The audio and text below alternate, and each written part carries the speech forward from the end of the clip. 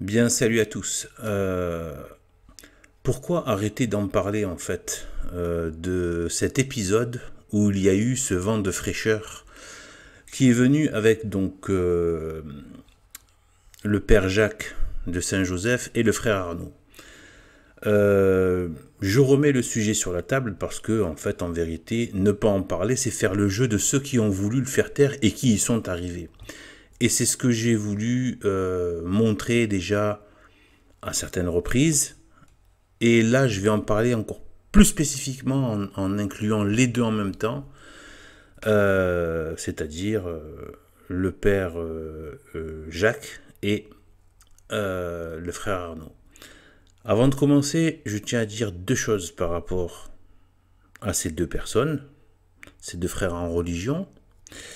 Et bien que déjà, si jamais ils voyaient cette vidéo ou qu'on leur faisait vendre cette vidéo, je cherche pas à faire copain-copain ni d'alliance ou de politico-social. Sur Internet, je n'ai pas de... C'est un choix. Je n'ai pas de ce type d'alliance.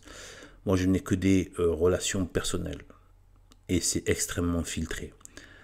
Voilà. Donc, je ne cherche pas à faire des copains-copains d'alliance, de je ne sais quoi. Mon rapport à ces diffusions de vérité,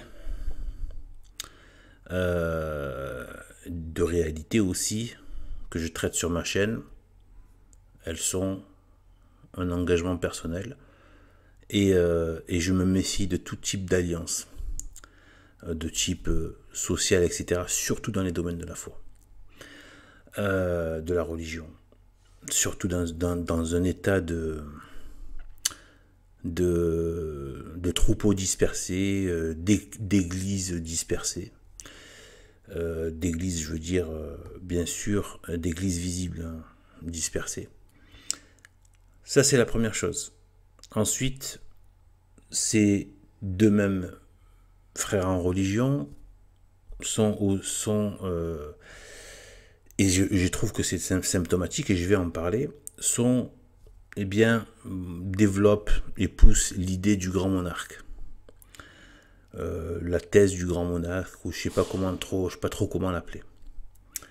Je suis complètement en désaccord avec ça.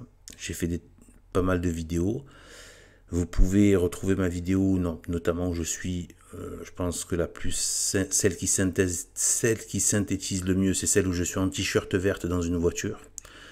Vous tapez Grand Monarque dans la barre de recherche de YouTube de ma chaîne. Et j'en parle aussi dans ma playlist, l'Apocalypse.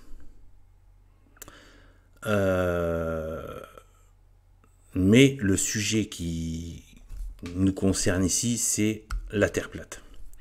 Eh bien, la Terre plate, ils ont essayé d'en parler. Il fallait un front courageux, il fallait une certaine trempe, il fallait une certaine bonne ouverture d'esprit, dans un contexte aussi newtonisé et darwinisé et maçonnisé et matérialiste et marxisé, et dans la religion de la science dans laquelle nous sommes aujourd'hui, et dans laquelle sont plongés, bien tristement, c'est une sorte de religion parallèle à laquelle bien des catholiques malheureusement se sont rendus, ne sachant pas qu'ils souscrivent, un peu comme les conciliaires qui croient être dans la vraie religion et qui sont en fait dans la contre-église de l'antéchrist, en préparation de l'antéchrist. Eh bien, c'est pareil avec la science. La science, je ne suis pas le seul à le dire, que c'est devenu une religion. D'ailleurs, ce sont ces mêmes gens qui se moquent de ce qu'ils appellent par rapport à la religion, donc la croyance aveugle. Donc évidemment, hein, ce sont les ténèbres qui expliquent à la lumière ce que c'est que la lumière. Vous voyez. L'hôpital qui se fiche de la charité. Eh bien, en fait, ils sont dans cette religion parallèle qui est celle de la science moderne, qui est une science du mensonge. Voilà. La seule science que j'accorde à cette science maudite moderne, c'est la science du mensonge. Le mensonge universel. Voilà. Eh bien, ils ont eu l'audace d'en parler, la trempe, etc. Surtout pour le frère Arnaud, parce que bon, encore, le père Jacques, il venait du Brésil. Comme j'ai dit dans une vidéo, là-bas, c'est quelque chose de très répandu. Des millions de gens savent, je ne dis pas croient, savent que la Terre est plate, etc., etc., que l'astronomie est une grosse farce, etc. Et donc, voilà. Donc lui, il avait déjà un petit peu ce, comme on dit en langage anglo-moderne, ce background brésilien. Tandis que le frère Arnaud, bon, il fallait y aller quand même sur ce terrain. Et il l'a fait. Alors, ce que je veux mettre ici en avant, c'est que, eh bien, ils se sont retrouvés face. Je suis encore en train de chercher leur nom, mais pour l'instant, c'est catholiques coperniciens. Voilà, les catholiques coperniciens, les conciliaires de la science maudite. Voilà. Et qui ne veulent pas admettre que il n'y a pas que des hérésies de type Bergoglio, de type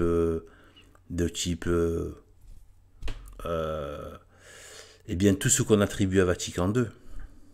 Depuis Vatican II et même le modernisme avant Vatican II qui avait déjà commencé à développer des sales thèses qui ont infesté donc voilà, l'intelligence et l'institution catholique. Eh bien en fait, il n'y a pas que ça. Ça, c'est ce qui se passe en interne. Mais ce serait même trop simple, en fait. À l'extérieur de cette église visible qui aujourd'hui est réduite, en tout cas au moins en Europe, ce qui est quand même un centre et un poumon trop important, eh bien, presque rien. Voilà, en termes de véritable catholicisme. Et en fait, à l'extérieur de cette église visible complètement morcelée et réduite à presque rien, eh bien, il y a la déferlante du matérialisme scientifique. Or, la mission de l'Église, c'est le salut des âmes. Lorsque, au départ, l'Église était naissante, qu'est-ce qu'ont fait les pères de l'Église et bien d'autres, des pères apostoliques et d'autres docteurs ont travaillé à réfuter toutes les idées qui pouvaient éloigner de la vérité, qui est la vérité catholique. Eh bien, il y avait cette action-là. Or, aujourd'hui, le monde étant devenu athée, la guerre contre l'athéisme et l'athéisme qui repose sur la pierre d'angle de l'athéisme, c'est le matérialisme scientifique, c'est la science matérialiste qui exclut Dieu complètement de la compréhension des choses de la nature. Après vient le reste. Je le répète, c'est pas pour rien qu'il y a eu en même temps, moi je pense que c'est pas pour rien qu'il y a eu en même temps Copernic, contemporain de Luther. Eh bien en fait, voilà, donc ils ont essayé d'en parler. Ce que je veux dire, c'est l'accueil qui leur a été fait. Un accueil qui a pu prendre des visages très méchants. Et je vais parler de celui qui a été le plus, on va dire, celui qui a fait le plus de bruit, on va dire, mais il ne faut pas bloquer que sur lui. Évidemment, il y avait la vidéo de Pierre Court, qui malgré tout, bon il a enlevé, hein, mais qui malgré tout, non seulement traduit l'absence totale de charité, la rage et la haine, le catholique qui perd complètement ses repères comportementaux quand il s'agit d'aborder cette question, avec des catholiques qui affirment des positions qui détruisent l'astronomie moderne. qui est un tissu de mensonges. Eh bien, il y a cette réaction qui, moi, je l'ai décelée, entre autres choses, c'est pas la seule chose.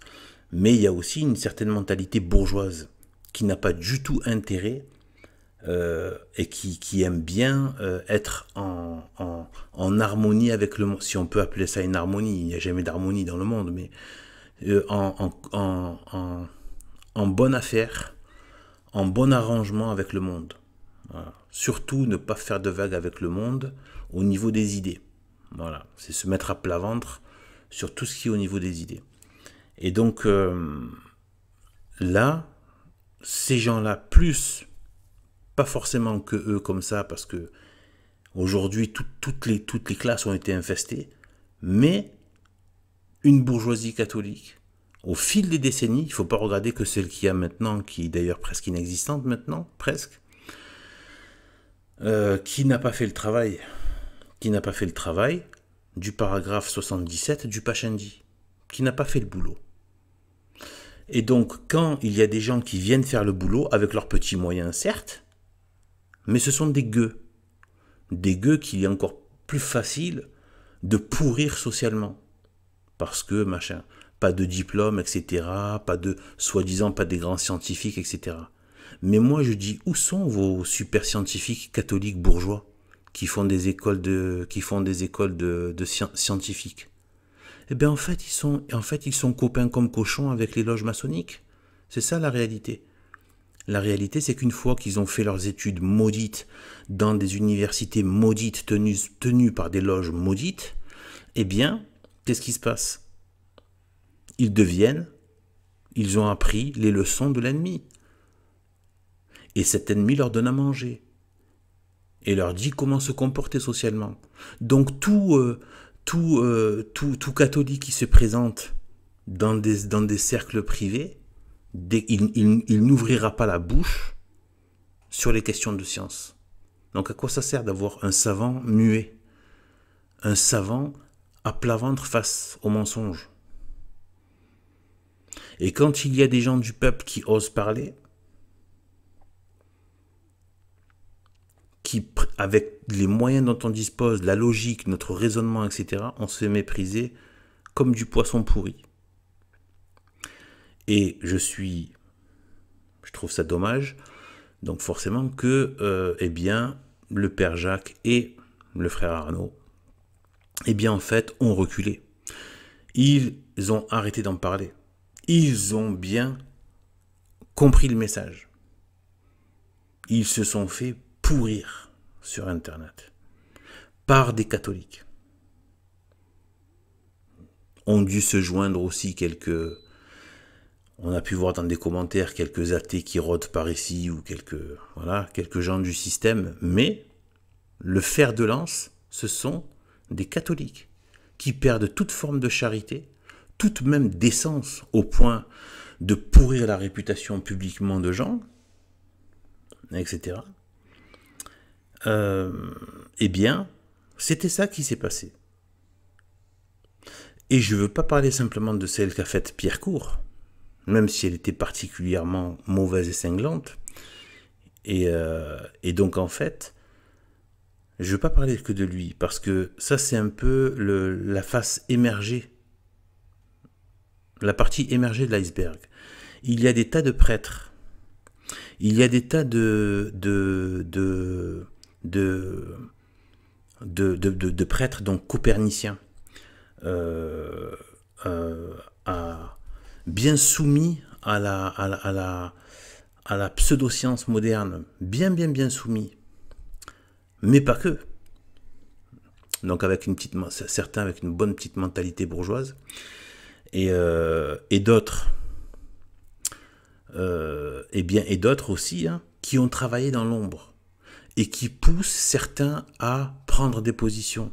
En fait, sont ceux qui agissent dans l'ombre, qui expriment le mépris, la moquerie, mais dans l'ombre. Vous voyez? Je donne pas de nom. Certains, je sais qu'ils l'ont fait. Je donne pas de nom. On va pas lancer des polémiques comme ça. Mais voilà. Je le sais qu'il y en a qui l'ont fait. dans les discussions, vous savez, comme dans des circuits, dans le travail, dans des relations politico-sociales, etc., il y a des gens qui savent faire monter la mayonnaise en faisant les bruits de couloir, les bruits dans les coursives, qui font monter la mayonnaise, etc. Puis les gens se disent, mais qu'est-ce qui s'est passé? Qu'est-ce qui se passe là? En fait, ils configurent le truc, mais de manière comme le serpent, c'est-à-dire masqué, camouflé. Ce sont des attaques en camouflé. Voilà. Et parfois, ils tendent aussi quelques embuscades à droite à gauche. Euh, et, euh, et en fait, et après, ils essaient de piéger, de détourner, de faire monter, de diffuser, en fait, de donner la marche à suivre comment dire, aux gens en fait, auxquels ils ont accès, aux oreilles qu'ils peuvent, voilà, qu'ils ont sous leur, voilà, et bien, sous leur contrôle, on peut dire, eh bien, ils essaient de leur envoyer. Et donc, ils font monter une sorte de mayonnaise. D'ailleurs, c'est technique de gauchiste. Hein. Ils sont beaucoup dans ce côté pression sociale. Par pression sociale, ils montent tout le monde, etc. Même sur des bases fausses, sans plus aucun recul, aucune honnêteté, aucune vertu. Ça devient que, ils font monter un truc grégaire voilà, d'appartenance au groupe, donc on se trouve le méchant, le mauvais, et après les gens le font presque en toute naïveté. Et donc ceux qui suivent le mouvement en fait, voilà, mais qui deviennent une force. C'est pour ça qu'ils sont utilisés, qui deviennent une force de groupe, une force de meute, et voilà. Et donc en fait ils ont arrêté de parler. L'effet c'est ça, l'effet c'est que le père Jacques et le frère Arnaud ont arrêté de parler de ça. Par contre, bizarrement, le mot est fort et dur, mais bon, je l'assume complètement. Et je veux dire, dans le sens où j'ai fait des vidéos là-dessus et je le démontre, que le grand monarque, moi, ce que je le qualifie, le mythe du grand monarque, et qui risque d'être si c'est pas si le mythe se réalise, c'est pas du tout le mythe supposé, mais c'est certainement quelque chose qui relève de l'antéchrist et des faux prophètes de la fin des temps. Eh bien, le grand monarque est une hérésie. Voilà, c'est aussi simple que ça. Le grand monarque est une hérésie de l'Église dispersée. Voilà ce que c'est que le grand monarque. C'est une hérésie folle. Et pas simplement dans le sens de l'erreur. C'est dans le sens où elle est potentiellement une préparation de l'arrivée de l'Antéchrist. C'est pas une petite affaire. Potentiellement, c'est ça. Potentiellement, des figures liées à l'Antéchrist. Liées au Messie conquérant, par exemple. Et à d'autres. J'ai fait des vidéos là-dessus, allez voir. Playlist l'Apocalypse.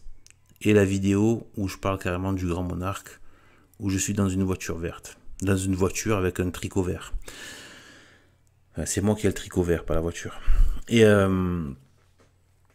donc voilà, eh bien ils ont arrêté. Donc vous voyez dans ce cas-là que la mafia qui s'est dressée, eh bien, elle a fait le jeu du système.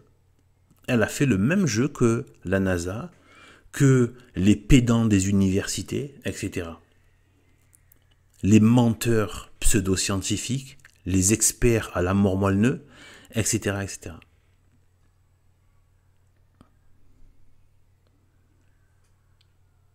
La vérité, c'est qu'ils ont fait taire. Et c'était le but. Leur but, c'est de faire taire. Donc, par contre, sur une hérésie aussi folle que le grand monarque, là, comme par hasard, ça soulève pas d'émoi.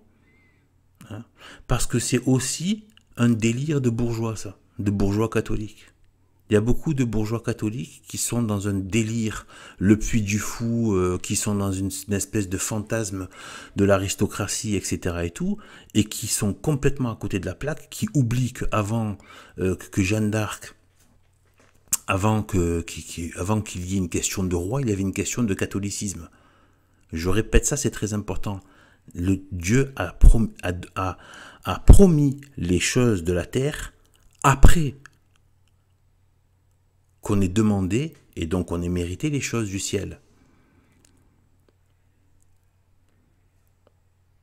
Ces mêmes gens, à quoi est-ce que je les reconnais et que je vous invite à les reconnaître? C'est très simple. Est-ce que ces gens-là, comme les Charlotte Dornelas et les...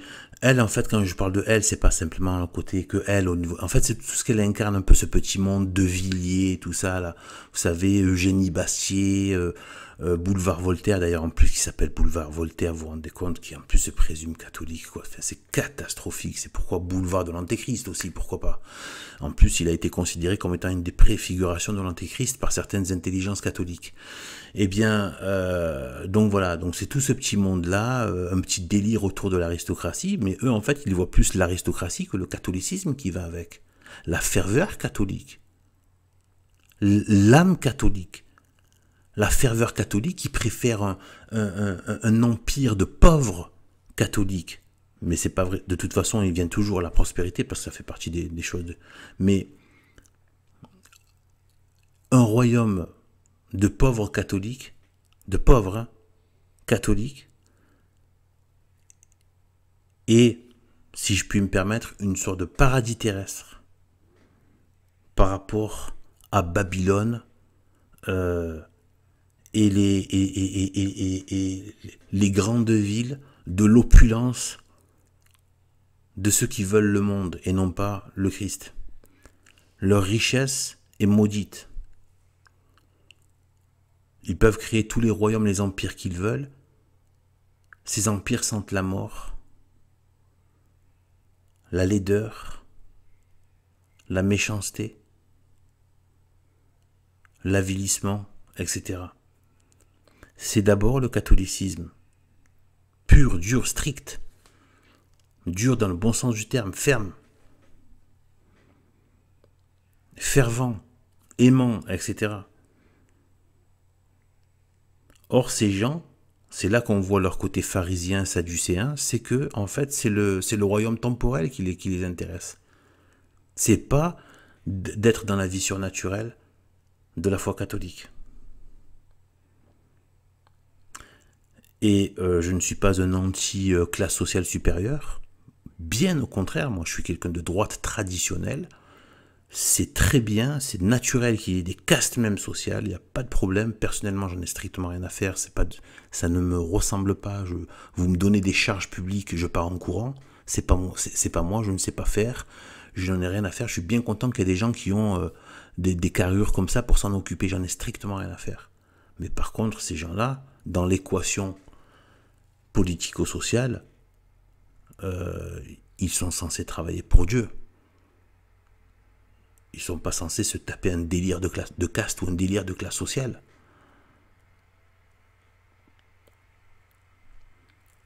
Donc voilà.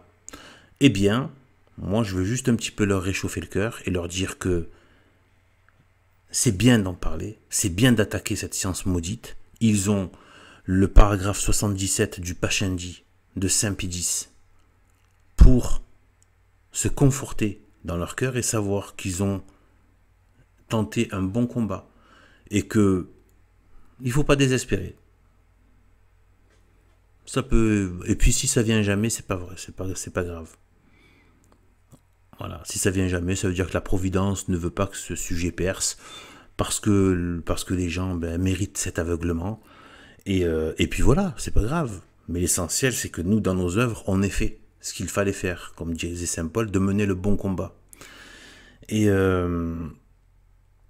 donc voilà, donc du coup, voilà, et bien voilà, et c'est tout. Voilà. Voilà, et bien voilà. Comme disent les Américains dans la pop, the show must go on, mais là c'est pas the show, c'est the truth. La vérité doit continuer. Et de toute façon, elle continue. Donc, même si elle n'est pas forcément visible sur le moment, mais C'est quand ce qu'on appelle le retour du réel. Le réel n'a jamais disparu en fait. C'est juste parfois on peut essayer de le masquer un petit peu pendant un temps ou pendant longtemps même, mais il finit toujours par revenir. Donc il n'est jamais vraiment parti en fait. Voilà. Et bien sur ce, je vous dis à bientôt. Salut.